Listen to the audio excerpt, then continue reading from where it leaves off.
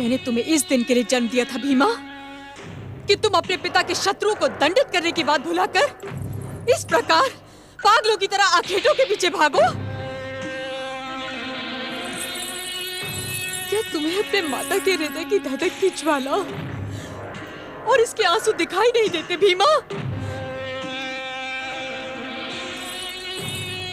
मेरी बात का उत्तर दो। तुम्हें मेरी सौगंध है, आंखें मत झुकाओ भीमा। कहो कि तुम अपने पिता के शत्रु को दंडित करना चाहते हो। तुम अपने आनंद के लिए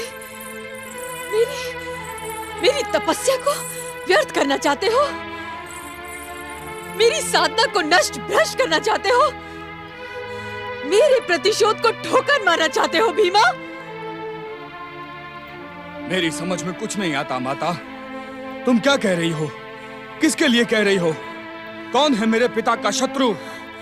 कुमार, यदि आप अपनी माँ की बात धैर्यपूर्वक सुनेंगे तो सब कुछ समझ में आ जाएगा।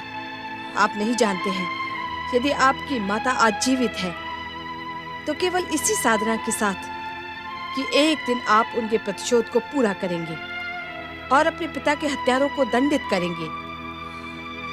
मैंने बचपन से ही अपनी माता को रोते बिलखते और बात बात पर क्रोध करते हुए देखा है। काकी, माता जिन शत्रुओं के विषय में बात करती रहती है, उनके विषय में उसने मुझे आज तक कुछ नहीं बताया। और यदि आज भी इन्होंने मेरे पिता के हत्या करने वाले शत्रुओं के विषय में मुझे नहीं बताया, तो मैं इनके व्यंग्य बाण सहन करने के स्थान पर यमन छोड़कर चला जाऊंगा। क्या तू वन छोड़कर चला जाएगा? अपनी माता को छोड़कर चला जाएगा तू? मेरे प्रतिशोध को अधूरा छोड़कर चला जाएगा भीमा? हाँ माता, यदि तुमने मेरे पिता के शत्रुओं का नाम नहीं बताया तो सचमुच चला जाऊंगा। तो सुन उनके नाम। वो है अयोध्या के राजा राम, उनका भाई लक्ष्मण और उनका सेवक हनुमान। ये सब तुम्हारे पिता के घोर शत्रु हैं पुत्र। इन्होंने ही तुम्हारे महान पिता कुंभकर्ण का वध किया था। यदि तुमने इन्हें दंडित नहीं किया ना, तो मैं इस पहाड़ी से कूदकर आत्महत्या कर लूंगी पुत्र। नहीं माता, नहीं, इसकी आवश्यकता नहीं पड़ेगी। इसी समय से राम, लक्ष्मण और हनुमान मेरे घोर शत्रु हैं। मैं उन तीनों को जीवित नहीं छोड़ूंगा। अपने महान पिता की हत्या का भयानक दंड दूंगा। सच तो यह है माता, यदि तुमने मुझे पहले ही उनके विषय में बता दिया होता तो अब तक वो यमलोक पहुंच गए होते। भीमा, इस प्रकार उत्तेजित होकर तुम अपने शत्रु को परास्त नहीं कर सकते। माता, क्या तुम्हें अपने दूत पर विश्वास नहीं? क्या तुम्हें अपने पुत्र की शक्ति पर विश्वास नहीं? तुम्हें एक बार आदेश तो दे दो, मैं इस सह्याद्री पर्वत को उखाड़कर तुम्हारे चरणों में डाल दूंगा। इस पृथ्वी को नष्ट भ्रष्ट कर दूंगा, आकाश को पाताल में खींच लूंगा। पुत्र, मुझे तुम्हारी शक्ति पर पूर्ण विश्वास है, किंतु शत्रु के बलाबल का भी पूर्ण अनुमान है। शत्रु का बलाबल? हाँ पुत्र, तू नहीं जानता है, तू समस्त पृथ्वी लोक का राजा है। तेरे ज्येष्ठ काकाश्री लंकेश्वर रावण ने पृथ्वी लोक, स्वर्ग लोक, नागलोक एवं समस्त ग्रहों पर अधिकार किया था, किंतु राम और लक्ष्मण ने तेरे ज्येष्ठ काकाश्री एवं तेरे पिताश्री को भी जीवित नहीं छोड़ा। हाँ कुमार, राम, लक्ष्मण और हनुमान साधारण शत्रु नहीं, असाधारण वीर हैं।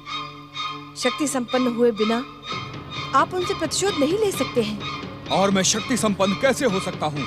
देखो भीम, सबसे पहले पृथ्वी लोक पर छिपे हुए समस्त असुरों एवं दैत्यों को एकत्रित करो। उनके अंदर राक्षस जाति का सर्वनाश करने वाले उनके शत्रुओं के प्रति प्रतिशोध की आग जगाओ। उसके बाद अयोध्या पर आक्रमण करो, तभी मेरे हृदय की ज्वाला शांत होगी पुत्र। मैं शीघ्र ही राक्षस सेना को एकत्र करके अपने महान पिता कुंभकर्ण की हत्या करने वाले अयोध्या के राजा राम से प्रतिशोध लूंगा। पृथ्वी के राक्षस वीरों, एकत्र हो, एकत्र हो। तुम्हें लंकेश्वर रावण की सौगंध, तुम्हें महाबलशाली कुंभकर्ण की सौगंध, एकत्र हो, एकत्र हो, एकत्र हो, एकत्र हो, एकत्र हो, एकत्र हो, एकत्र हो।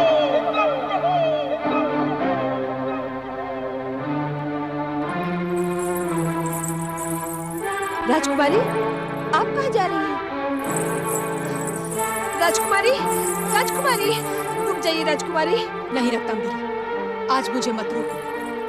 वर्षों से प्रतिशोध की जो ज्वाला मेरे हृदय में भड़क रही थी, आज उसमें विस्फोट हो गया है। वो तो ठीक है, पर आप जा कहाँ रही हैं? मैं असुरों के आराध्य देव भगवान भोले शंकर को धन्यवाद देने जा रही हूँ। उन्हीं की कृपा से आज मेरे पुत्र भीम ने मेरे प्रतिशोध को पूरा करने की सौगंध ली है। नदी किनारे मैं शिवलिंग बनाकर शिव का पूजन करूंगी। ये क्या रक्तांबरी, तुम मुझे जाने नहीं देना चाहती? नहीं, कारण? आपका प्रतिशोध पूरा नहीं हुआ है राजकुमारी। जब तक पृथ्वी पर राक्षस जाति के शत्रु राम, लक्ष्मण और हनुमान जीवित हैं, तब तक आपके किसी भी अनुष्ठान का कोई लाभ नहीं है। अर्थात तुम ये कहना चाहती हो कि? हाँ राजकुमारी, मैं यही कहना चाहती हूँ कि शिव शंकर को धन्यवाद करने का ये उचित अवसर नहीं है। जिस दिन राक्षस जाति का ध्वज अपनी कीर्ति और गौरव के साथ संसार के शिखर पर लहराएगा, उस दिन हम सब मिलकर शिव शंकर को धन्यवाद देंगे। इस समय कुमार को आपके साथ की और आपके मार्गदर्शन की आवश्यकता है।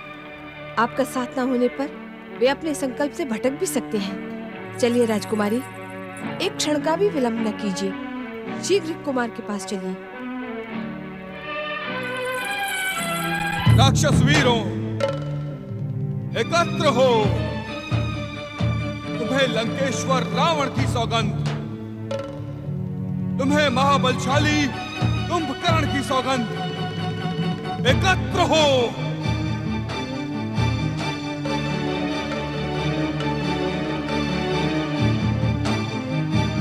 एकत्र हो राक्षस वीरों, एकत्र हो।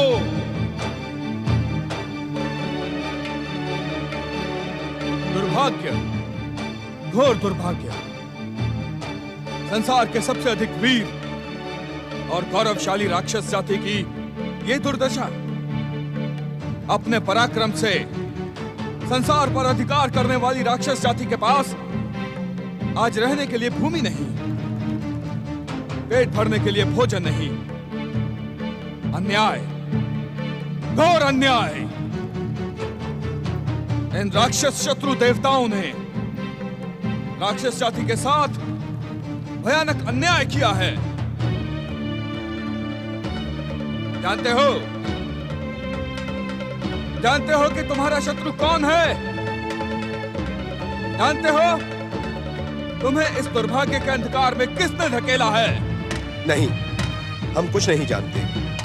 वर्षों बाद आपकी पुकार पर हम अपनी गुफाओं से बाहर निकले हैं। आज वर्षों बाद खुली हवा और सूर्य के प्रकाश ने हमें स्पर्श किया है।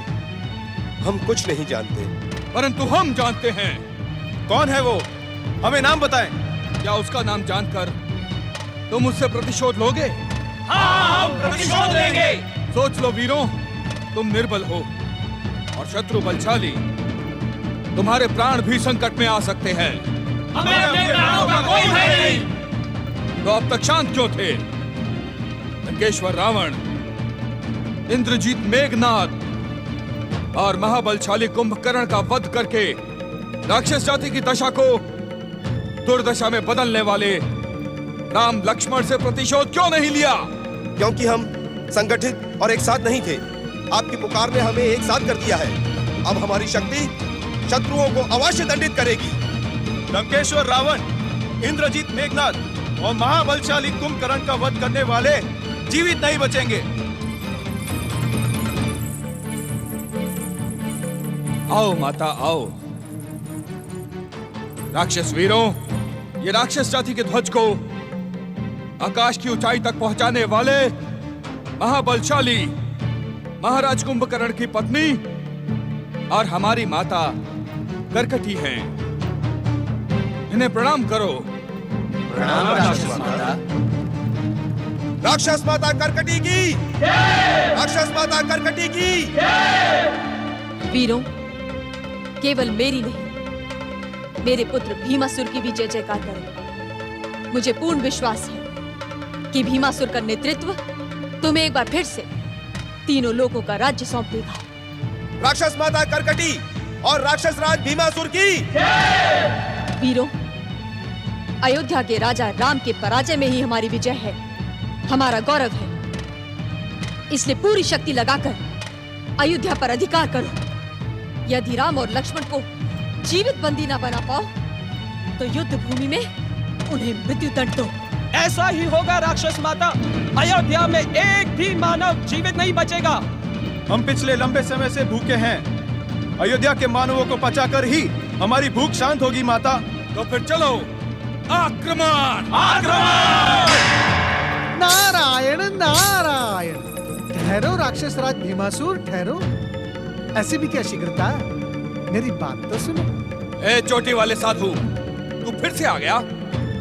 माता श्री, इस चोटी वाले साधु को मेरा नाम तुमने बताया? पुत्र, मैं तो इसे जानती भी नहीं। नारायण नारायण।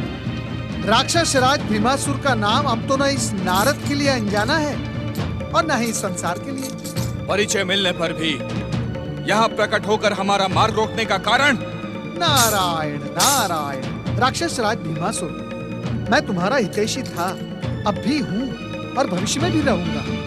मैं तो केवल तुम्हारी भलाई के लिए यहाँ प्रकट हुआ हूँ। नाम जपते हो हमारे शत्रु नारायण का और हमारे हितैषी बनते हो। तुम हमें भ्रमित करने आए हो, हम तुम्हें दंडित करेंगे। राक्षस माता करकटी, यदि हम तुम्हें भ्रमित करने आए होते तो तुम्हारे समीप खड़े ही ना होते। हम तो केवल ये याद दिलाने के लिए आए हैं कि तुम्हारा ये पुत्र इन मुट्ठी भर सैनिकों के साथ तुम्हारा संकल्प कभी पूरा नहीं कर सकता। मेरी बात मान लो।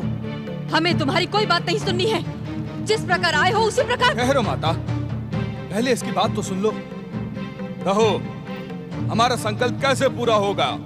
नारायण नारायण। राक्षस राज भीमासुर, तुम्हारा मार्गदर्शन करने से पूर्व मैं तुमसे ये पूछता हूँ कि तुम्हारे बीच कोई रावण की सेना का सैनिक है? हाँ, मैं लंकेश्वर रावण की सेवा में था।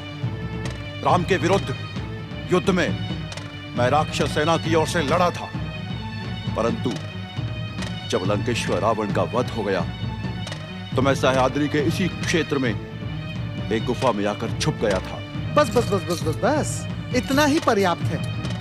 किंतु तुम ये भी जानते होंगे कि लंकेश्वर रावण ने असुर जाति के आराध्य भगवान भोलेनाथ को प्रसन्न करके चंद्रहास खड़ग प्राप्त कर लिया था। हाँ, जानता हूं। लंकेश्वर रावण ने अभिमान में कैलाश जाकर कैलाश को उखाड़ कर फेंक देने का अहंकार किया था। हर हर महादेव! हर हर महादेव! हर हर महादेव! हर हर महादेव! अब तुझे सत्य का ज्ञान हुआ ना मूर्ख? तेरा अहंकार तो ध्वस्त हो गया, दुष्ट! अब यदि प्राणों की रक्षा का इच्छुक है तो पुकार शिव शंकर। भोलेनाथ प्रभु, भोलेनाथ शिव शंकर त्रिलोकीनाथ, आशुतोष भगवान शिव शंकर, देवों के देव महादेव भोलेनाथ। इस संसार में जन्म लेने वाला कोई भी जीव आपकी महिमा से अपरिचित नहीं होता। मैं अभागा भी आपकी महिमा से पूर्व परिचित था, परंतु मेरे मिथ्या अहंकार ने मेरी बुद्धि को भ्रष्ट कर दिया था भोलेनाथ। ज्ञात होते हुए भी मैंने आपकी महानता को चुनौती देने का दुस्साहस किया। मेरी दुष्टता क्षमा योग्य नहीं आशुतोष। मुझे दंड दे, मुझे दंड दे भोलेनाथ, मुझे दंड दे। उठो रावण, तुम्हारे द्वारा रचित यह स्तोत्र शिव तांडव स्तोत्र के नाम से चिरकाल तक प्रसिद्ध रहेगा तथा शिव भक्तों को प्रेरणा प्रदान करेगा। आशुतोष भगवान शिव शंकर की हम तुम्हें वरदान देने को उत्सुक है रावण। अपने योग्य कोई भी वरदान मांगो। दंडित करने के स्थान पर वरदान? वास्तव में आप महान हैं भोलेनाथ। देवादिदेव महादेव, मेरे योग्य आप जो भी समझे वही मुझे प्रदान करें।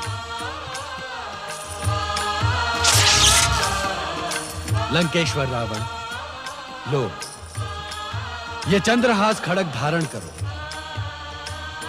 ये तुम्हारी शत्रुओं से रक्षा करेगा। किंतु स्मरण रहे लंकेश्वर, यदि तुमने इसका दुरुपयोग करने की चेष्टा की तो यह तुम्हें निशस्त्र कर हमारे पास लौट आएगा।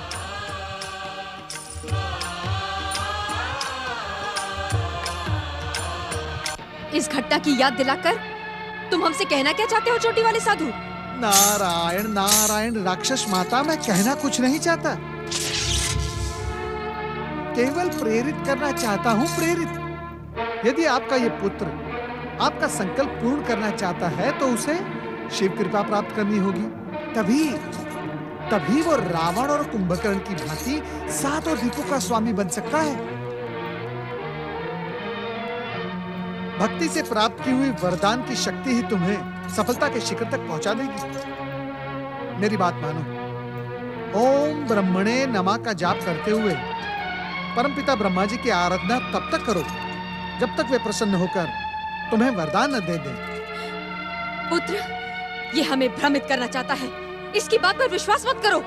नारायण नारायण, यदि तुम्हें मेरी बात पर विश्वास नहीं है तो श्री राम पर आक्रमण करके देख लो। अयोध्यापति श्री राम तो क्या, महाबली हनुमान की हुंकार भी तुम सबको नष्ट भ्रष्ट कर डालेगी। पराजय का परिणाम तुम सबके सामने आ ही जाएगा। ओम नमः शिवाय।